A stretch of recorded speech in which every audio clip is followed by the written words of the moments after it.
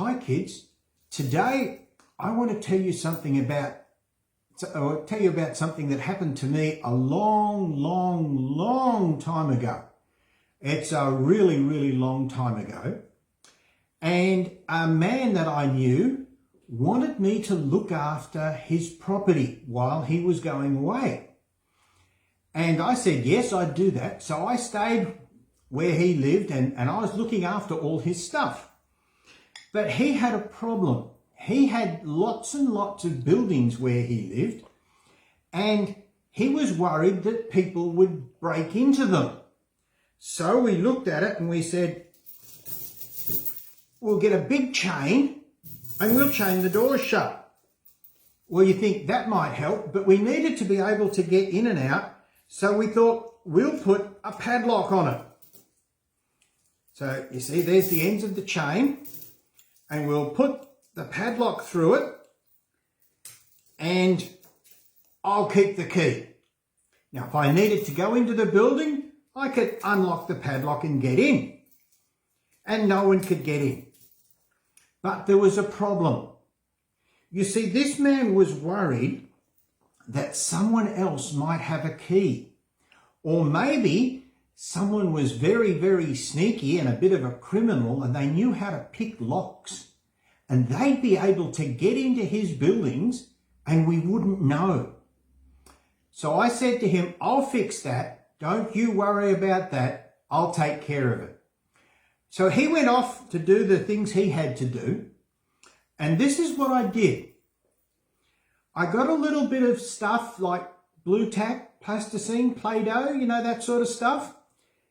And I put it over the keyhole of the lock. And you would think, well, that's not going to help, because someone could just take that off and then put it on afterwards and you wouldn't be any the wiser. You wouldn't really know. But in those days, I used to wear a very special ring. And this is actually the ring I used to wear in those days. I found it in one of my boxes in my room. And I used to wear this ring.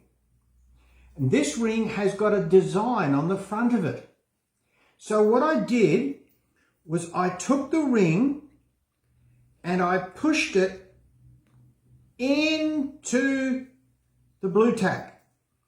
And once it got into the blue tack, it made a shape. And what I'm going to do now is I'm going to come over and I want you to have a look at it. Can you see it there? There's a very special shape in that blue tack. And anybody who broke into the building, well, if they took the blue tack off and then they tried to put it back, I'd be able to look at that and I'd go, oh no, that's not what I put on there. And do you know what this sort of thing is called? It's called a seal. I sealed the buildings, and I sealed them like that with the very special shape that was in my ring. And nobody could get in or out without me knowing. Now, that fixed it, and no one did. The man's stuff was all safe when he came back, and he was very pleased because I'd been able to keep it safe. And you know, it wasn't the chain that kept it safe. It wasn't even the padlock that kept it safe. It was the seal, because the seal meant nobody could get in or out without me knowing. In the Bible, in Ephesians chapter 1, verse 13, it says that we are sealed with the Holy Spirit. We're sealed. And what that means is nobody can tamper with your soul without God knowing about it. Nobody can come and take your soul without God knowing, because you have been sealed. And you might think, Oh, God keeps us safe with angels and flaming swords and all that sort of stuff. Well, he does, but that's a bit like the chain that was holding the doors shut. What really keeps us safe is the seal of the Holy Spirit, because nobody can tamper with you when you're saved without God knowing about it.